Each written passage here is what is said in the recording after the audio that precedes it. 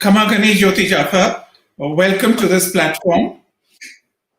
We're delighted to be, I speak on behalf of Jyoti Jafa as well. We're delighted to be part of the Kaling Literary Festival. And thank you for having us here for talking about Meera, Sangar and Mewar, Jyoti Jafa's newly hashed book, which has just come out. I don't know if it's even hit the bookshops as yet, but I know it will over this weekend or in the coming week.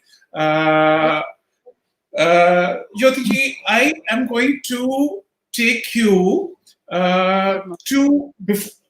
before we talk about the book and your writing career itself. Let me introduce you to people at large. Jyoti Jafa and I have a kind of shared connection and history. We are both from Bikaner.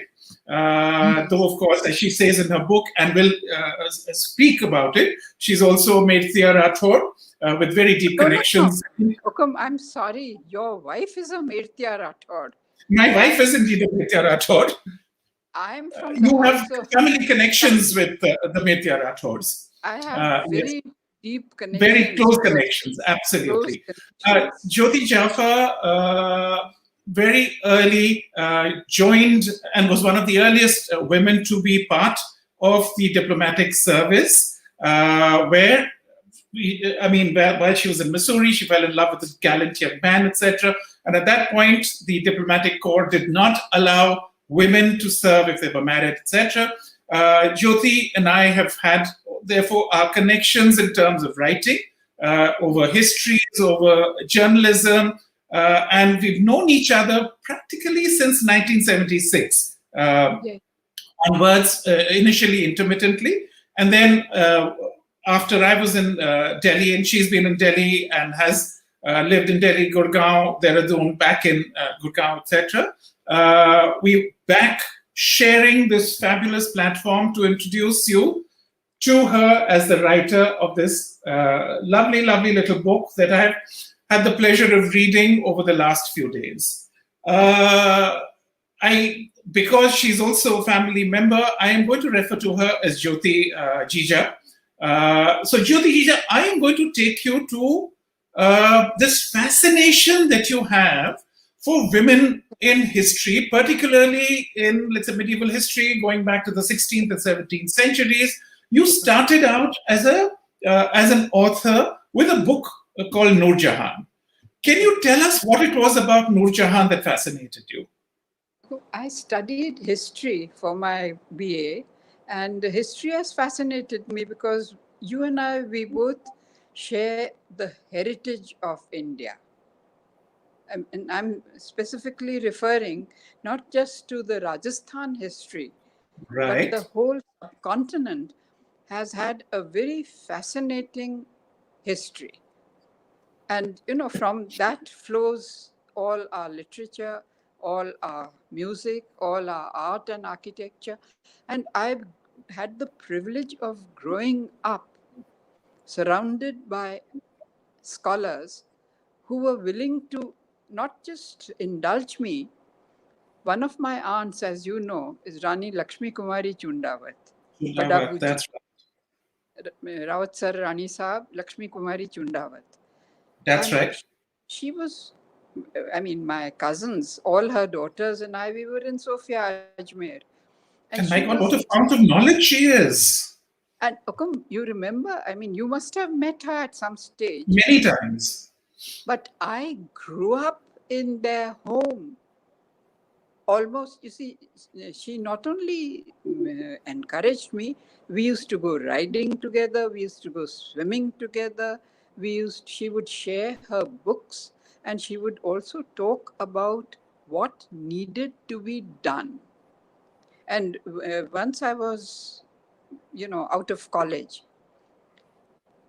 ready to write, she said, why don't you write about our own, great women, the women who have made contributions to this country. And luckily enough, I had a lot of material available. And the second influence, of course, Bikaner. Maharaja Karni Singh Bikaner, he also was a history buff. That's And right.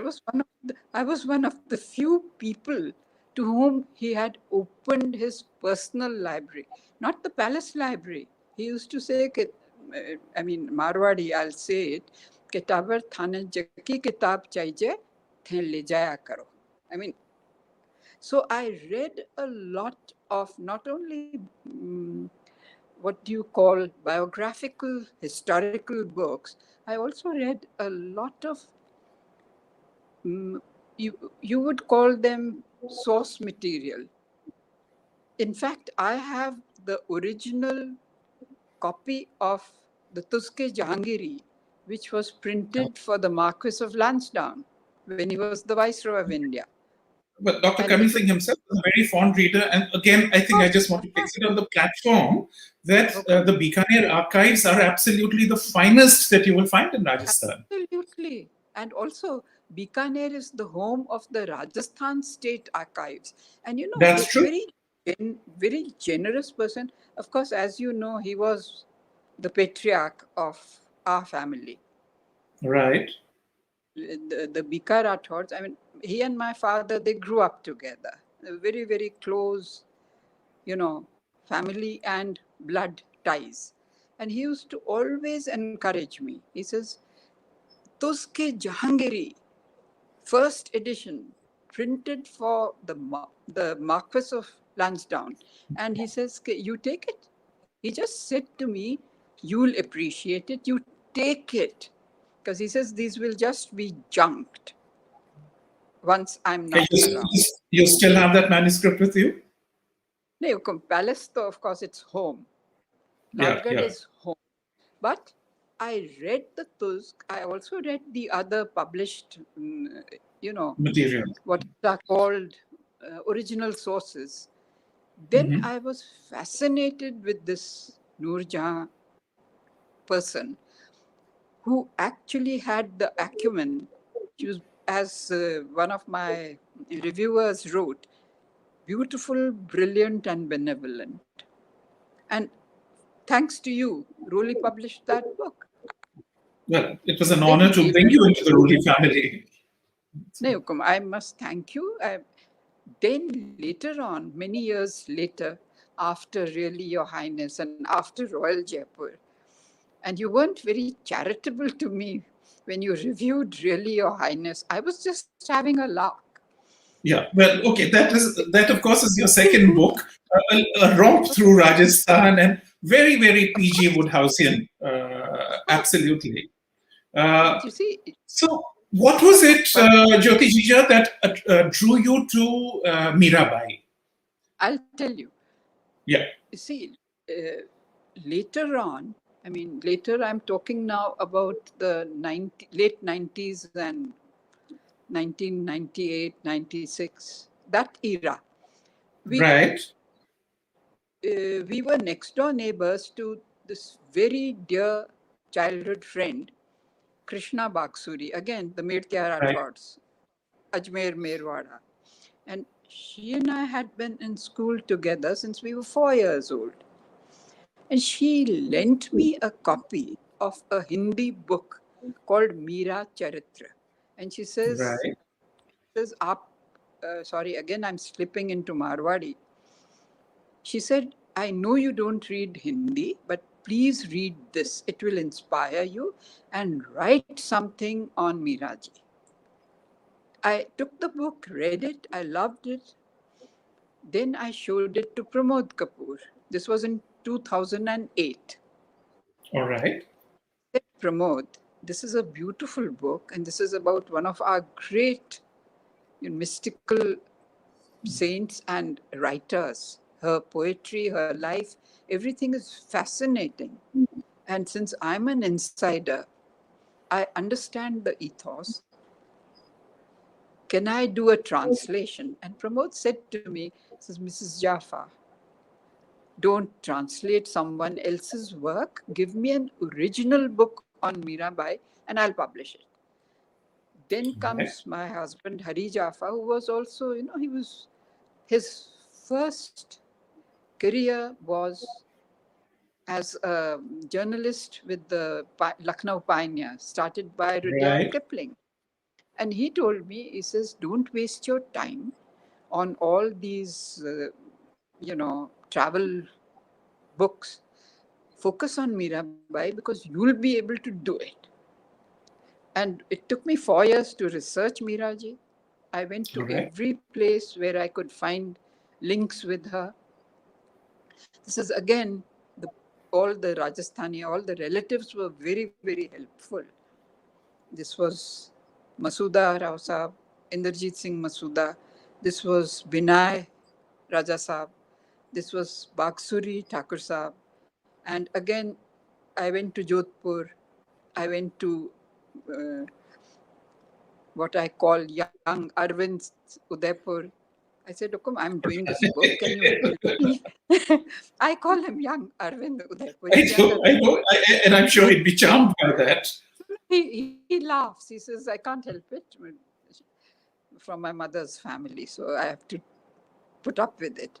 So he says, you meet these people, you read this material, and you'll be able to research. Then he arranged a visit for me to Chittorgarh also. All right. He said Udaipur didn't exist at that time. And Absolutely. I followed the history. First, I followed Meerabai's, life and how she went from Medta to Chittorgarh. Chittorgarh, she went off to Vrindavan. From Vrindavan, she was unhappy. So she was disillusioned with Vrindavan. And it's in my book. It's probably in chapter, I don't know, probably chapter 13 or 14.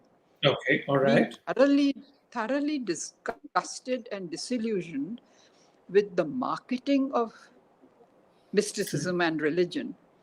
Then she moved to Dwarka.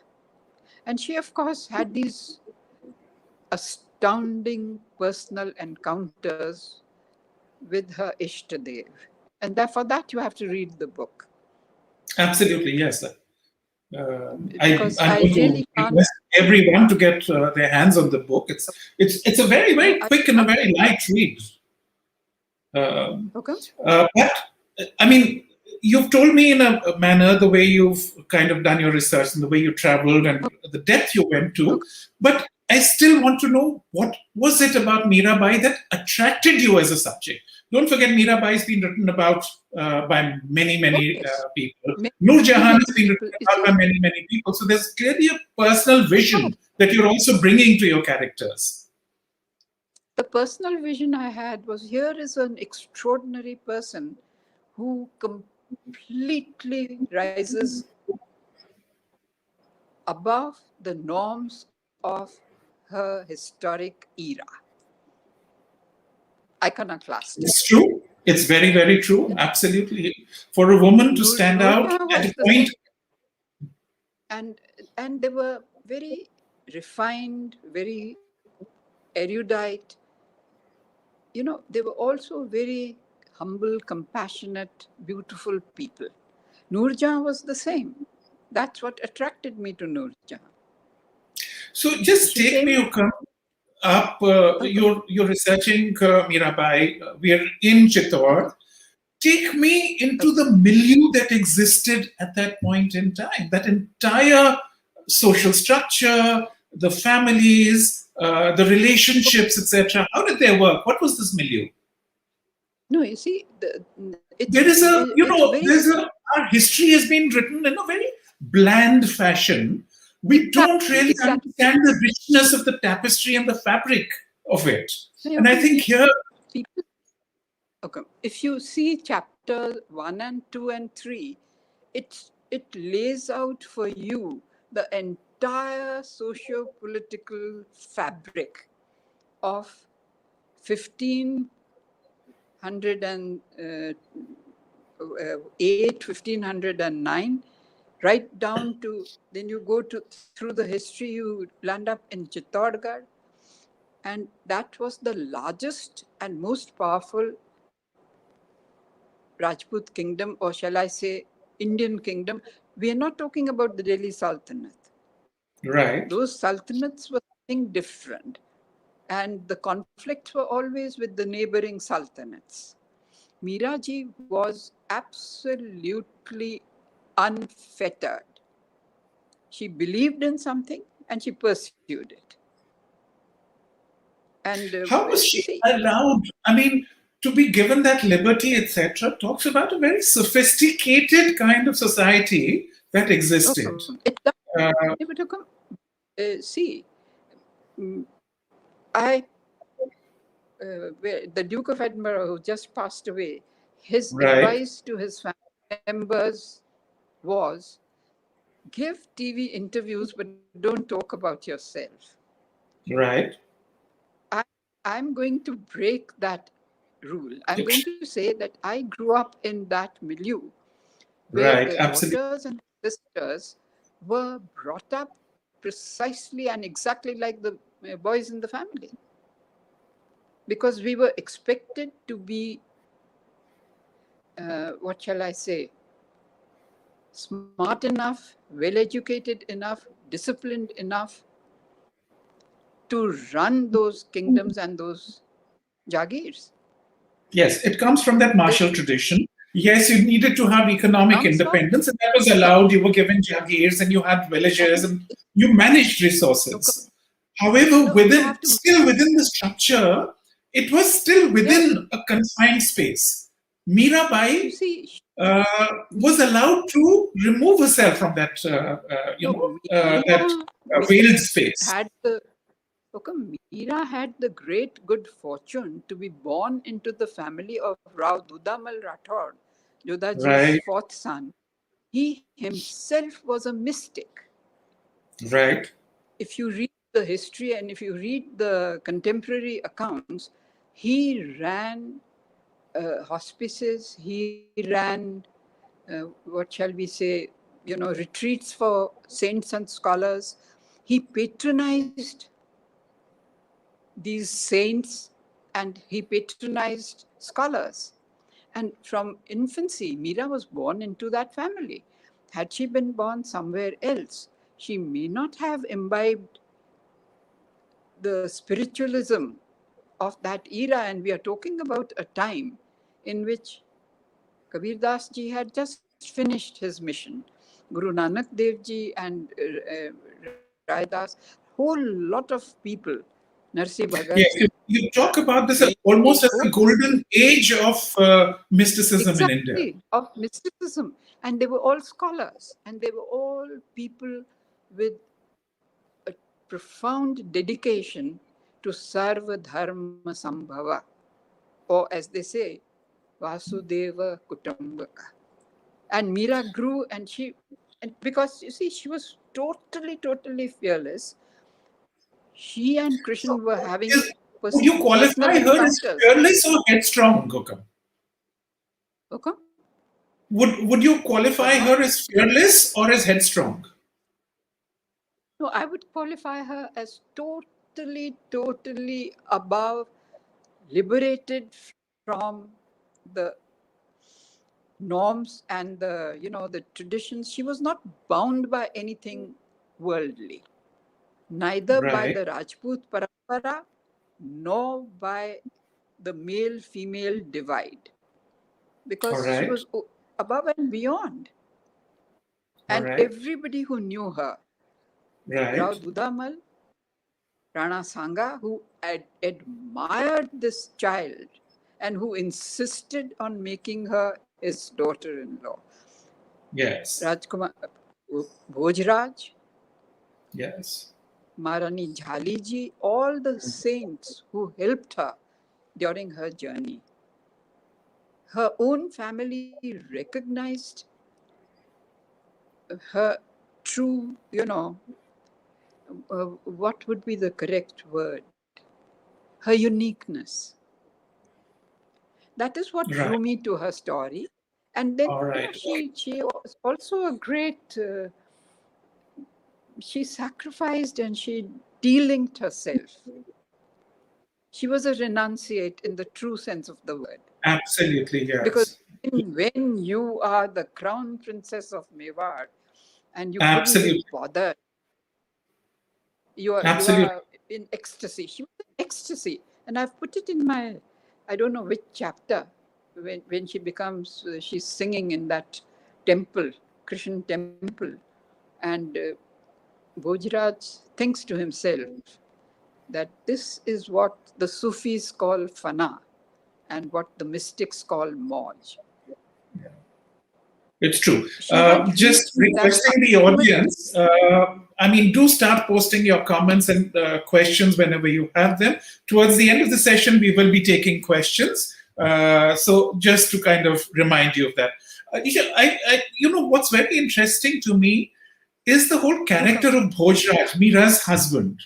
I don't know historically whether we've been just to him or not, whether Meera was just or fair to him or not. After all, here was the crown prince of Mewar, as you say, and his betrothed, his wife, literally abandons him in search of a higher quest, a higher consciousness, a higher alignment somewhere.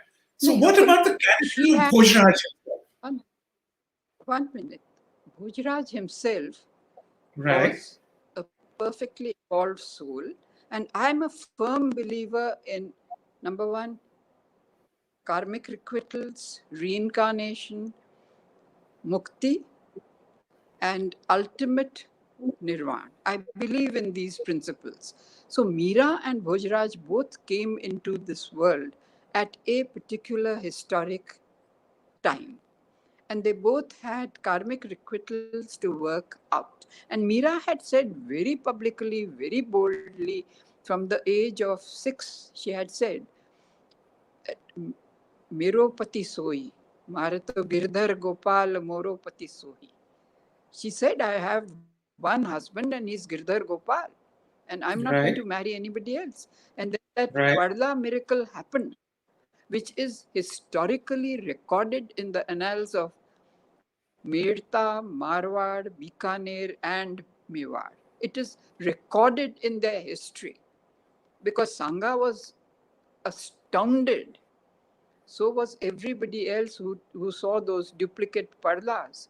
And in my little life, I have experienced some very, very astonishing and blessed mystical encounters. So I know that this is reality when you move into that dimension. So Meera wasn't.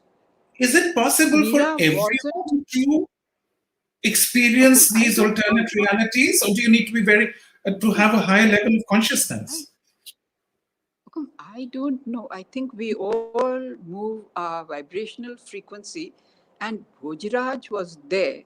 His role was to protect Meera and to give her the platform from which she could really take off and attain her reunion with Krishna. Without Bhojraj, Meera ji was not possible. Okay. She would have withered away some I'm quite keen to also. Never. Okay, Farma. She never. नहीं आप खत्म कर रहे हैं. Okay. इतो ही है. Okay. I'm particularly keen to find out from you, Jija, how you went about structuring the book itself. I mean, here you link 3 elements. There is Meera, there is Sangha, and there's the historical reality of Mewar itself, the kingdom of Mewar. 3 elements, etc. Because, no, but you've read Noor Jahan. Yes. I could do it. Some people have the historic, what I can only call it a gift. It's a gift. And I visualize everything. I write in an audio-visual fashion. Everything comes to me as though I'm watching a drama, or I'm watching a movie or a TV series. It just happened. I don't know how it happened.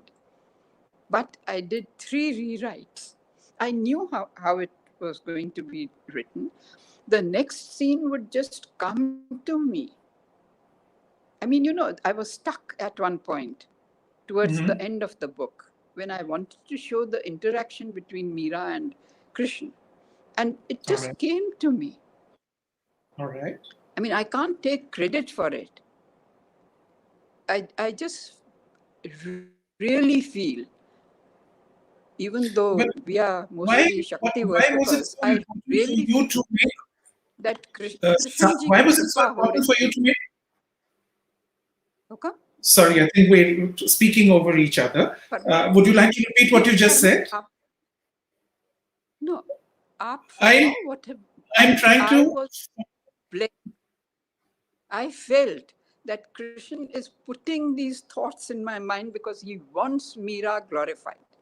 He wants the All right. true Okay. essence of Meera to be recognized, and all this thing. She had said that I'm married to Krishna. Was she ever ostracized by the family, Ukam? What was there to ostracize? Who were they to ostracize? Her mother-in-law passed away, Maharani Right. Rathodi ji.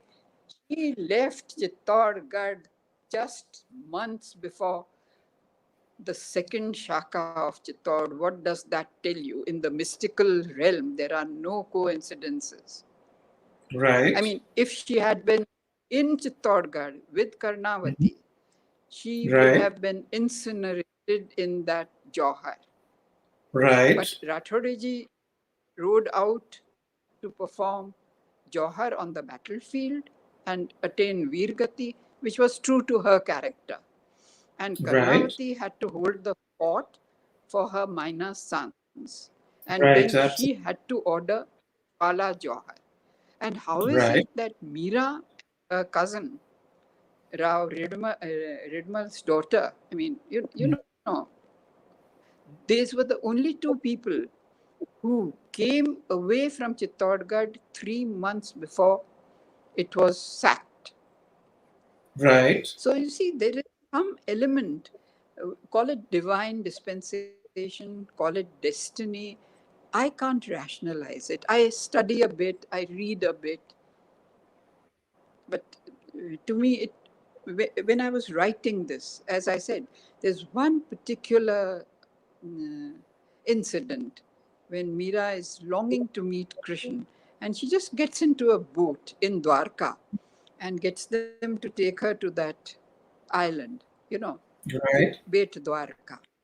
And sure enough, Krishna is standing there waiting for her. And Right. they go, he takes her sightseeing deep into the ocean. You read that bit. It's Okay. very All right. evocative. Uh, okay.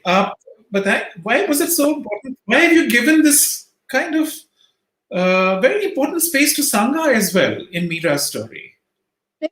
How Because important is without Sangha and what Sangha, role does he play in her life? he was her father-in-law. Right. Please remember, number one, Absolutely.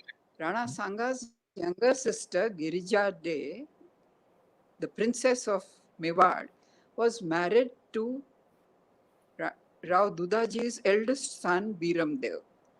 And Right. Meera's mother died in childhood. Her Right. father, I would use the word, decamped and went and lived in Bikaner for the rest of his life, Right. which is a great connection between him and the Bika Rathors. Ratan Singh ji spent major lifetime in Bikaner. It Right. was Rana Sanga's sister who brought up Mirabai, and Right. she, obviously, Sangha had met Meeraji. Of course, I have constructed an interesting historical narrative. I'm a storyteller, that's my job. Sangha had known Meera since she was a tiny And the child. infant, as a child. And his sister had recommended, she's full of praise for Meera, and she says, my niece will become the future Maharani of Mewar. Meera always said that no. And then Rana Sangha, and that coconut story is true.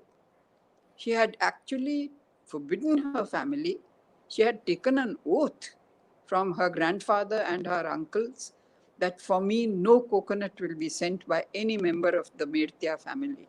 And Rana Sangha actually came and asked Biram Dev He says, my son has fallen in love, simple as that, with your niece, and he has refused to marry anybody else, which is also a fact.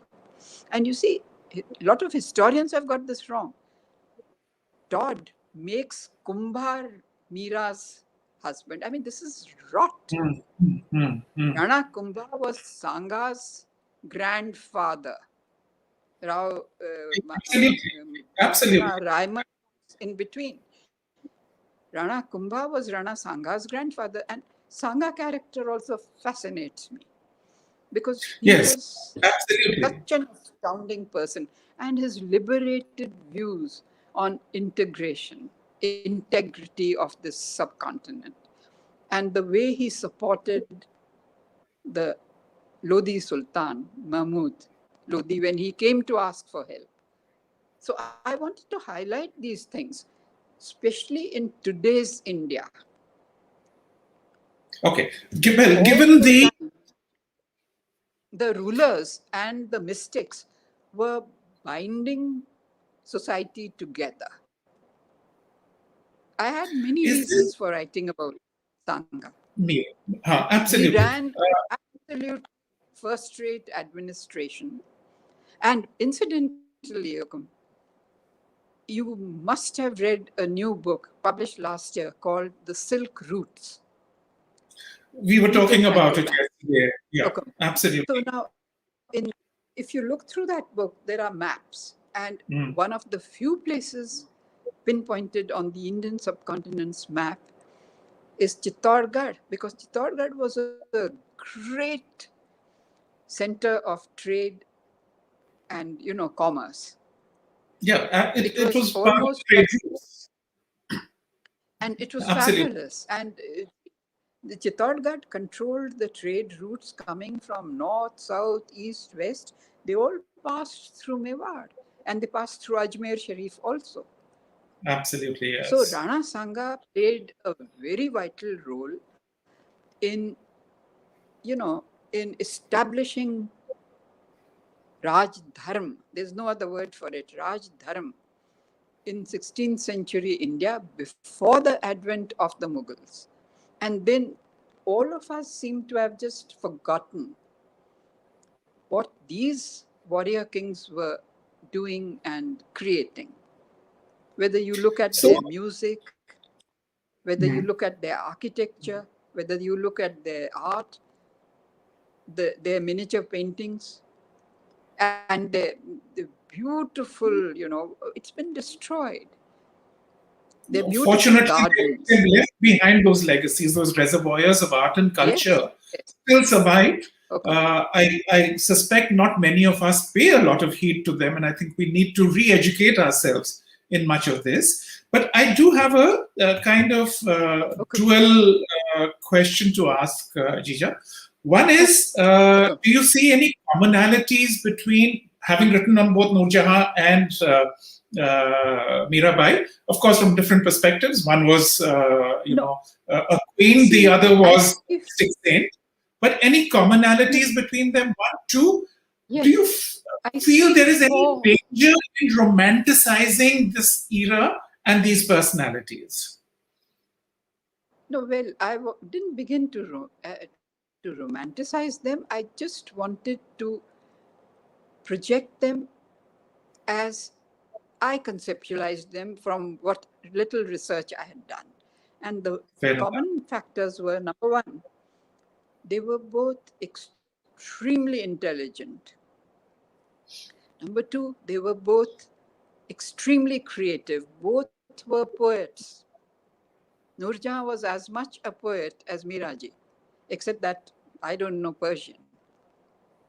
I don't know Urdu. I don't know Turkish.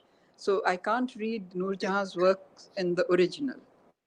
But I have read a few translations. Then they were also extremely compassionate and generous. Noor Jahan was very liberal.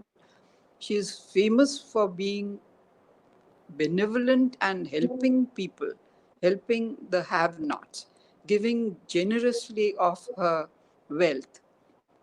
And Meeraji was doing the same. And ultimately, at the end of their lives, Noorjahan retired to her garden in Lahore, and she passed the rest of her time in spiritual, meditation, poetry, whatever she could do to keep herself evolving. And Mirabai did the same. She Well, retired Mirabai's to poetry, of work out. course, has survived all these centuries and is sung No, with equal fervor today. Mirabai was a saint. Yeah, Noorjahan was absolutely. the empress of Hindustan. India. Yeah, One absolutely. was coming from, the power of the Mughal throne. Hmm. She was the absolute ruler of India for 16 years because Jahangir Absolutely. recognized her greatness. Jahangir recognized her qualities, and he handed over the duties of kingship to her, which she Also fulfilled. under the influence of And opium, unfortunately.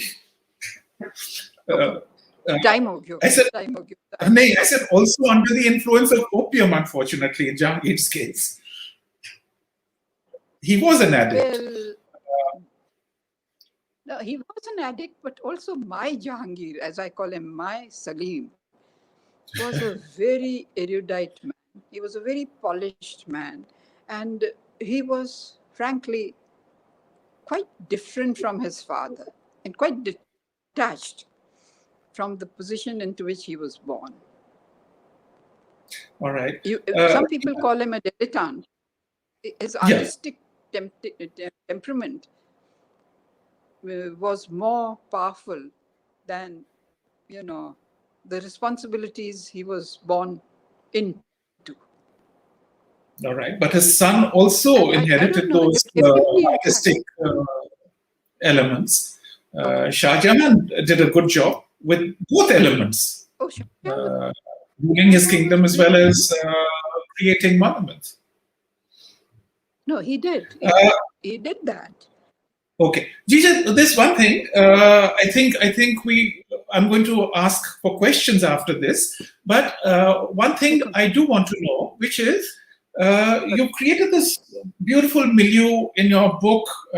These relationships, these conversations that happen. But there's not a great deal of poetry in the book. No, Was that deliberate? that was absolutely deliberate because Mirabai's bhajans don't translate. Transliteration is a very professional and very specialized skill. I don't have it. Right. I mean, I have All right. quoted wherever I could, snippets. But you see, you know that. I think, read, write, and speak English. For me to Right. read Hindi is difficult. And then to sit and pretend to translate Meeraji's profound, bhakti poetry, it wouldn't have been possible. But I hope that the essence of her, writing flows through. Well, I'm going to appeal to everyone to read the very book and come back and tell us whether it does come through. Jija, is there anything that you're working on right now? Is there another book that is taking shape? I don't know, because let me see how this one does. And after that, let me see what I can do.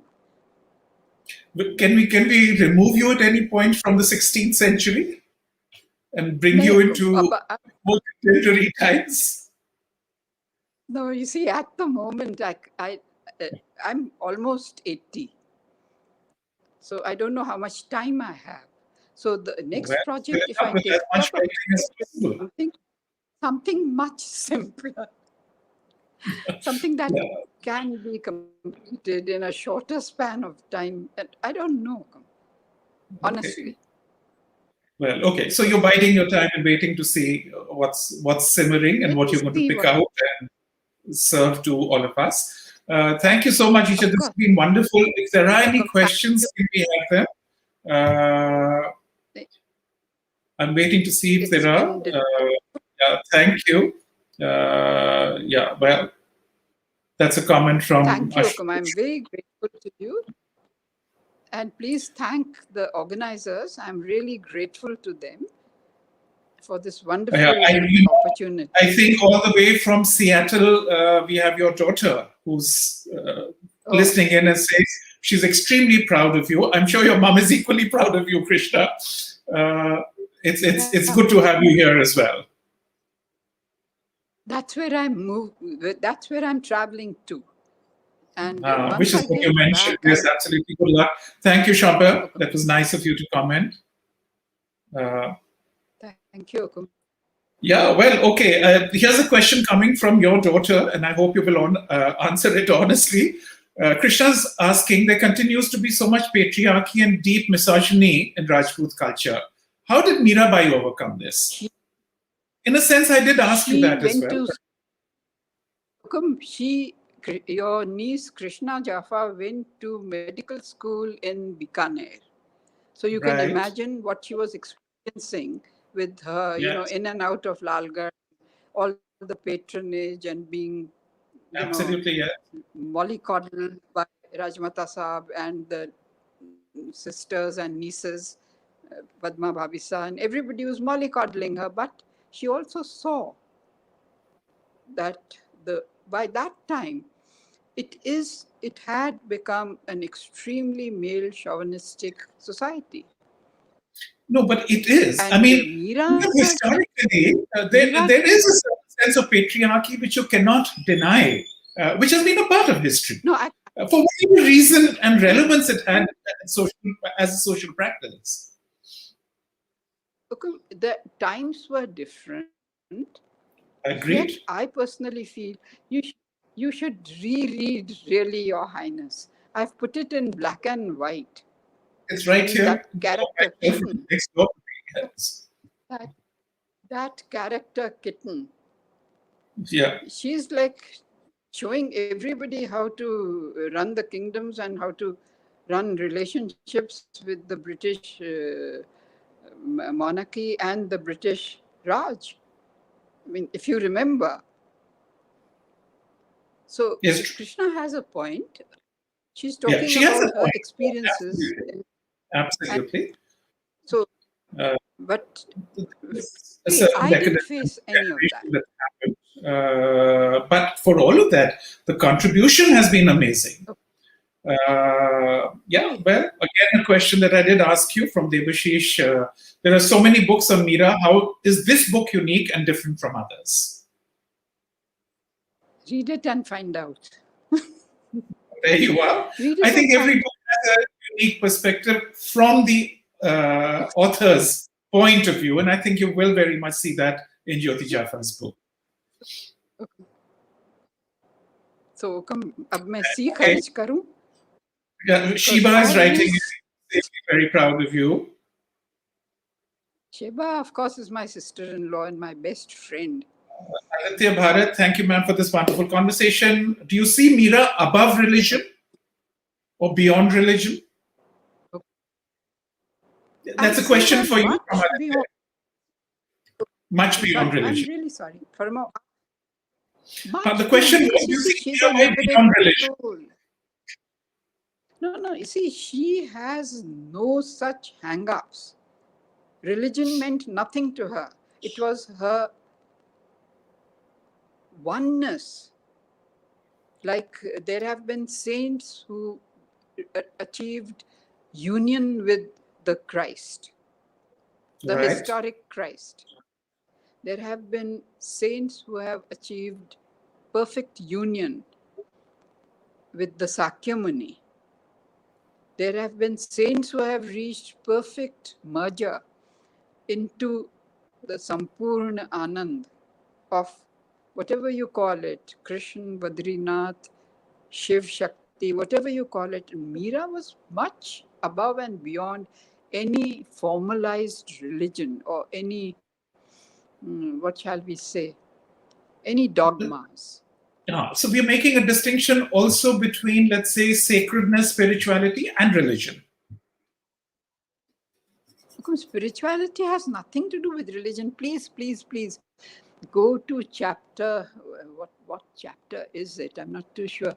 Probably 10th or 11th, where Bhakt Beni ji is explaining spirituality to the Maharanis of Mewar when he goes to do the Pran Pratishtha of Meera ji's temple. Yeah, I can see that. Meera It's ji chapter was 11. she was worshipping her lover, the lover with whom she wanted complete union, her soulmate. Right. Okay. That's the perspective from which I have written about Meera ji. Okay. And So Neelam, Bhojraj was also very much a part of that same Krishna essence. all right. There's a However, question from it's Neelam difficult to find. Narula. A question for you asking, is there any other female personality or character you want to write about? But even if you're not working on a book, are there characters that inspire you? You see, again, I have to talk about my husband, Hari Jafa. He used to always, he wanted always, he thought I was too lazy, intellectually lazy. He used to tell me, he says, ab aapne likh liya hai, now can you focus on these three great warrior saints? Number All one, right. Guru Govind Singh. Number two, Okay. Chhatrapati Shivaji. Number three, one of your Rathors, Amar Singh Rathor. And they all lived in the same era and they were all battling Aurangzeb. And yet they never came together. They never converged, coalesced, or formed a united front. And he says, Right. if you can Absolutely. sit down and make the effort. I said, look, Yeah. Hari, I can't do it. It's too much research. And you have to go to the primary original sources. You have to go to the Absolutely. places where they live. You have Well, to read it'll be wonderful to have you writing about a male character, Jita. You must actually put your hand to one of these. I think, Hukum, I think I've done a very good job with, firstly, Sanga. with Jahangir. All right. Secondly, with Rana. And of course, I've done a very good job with really Your Highness's Okay. Maharaja So Jai Singh. Krishna says that with your insight into Jahangir, do you also see parallels between Jahangir and the Duke of Windsor in the way they led their lives and ceded, No, let's none say, at all. relationships and power to their spouse? Jahangir, no, sorry, I'm so sorry. You see, the Duke of Windsor, God bless his soul, was a completely self-centered hedonist.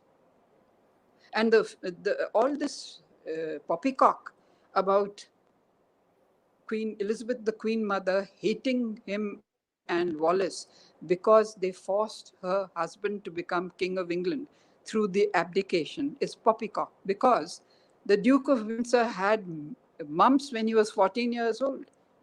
And his virility and his ability to father heirs for the British throne taken care of.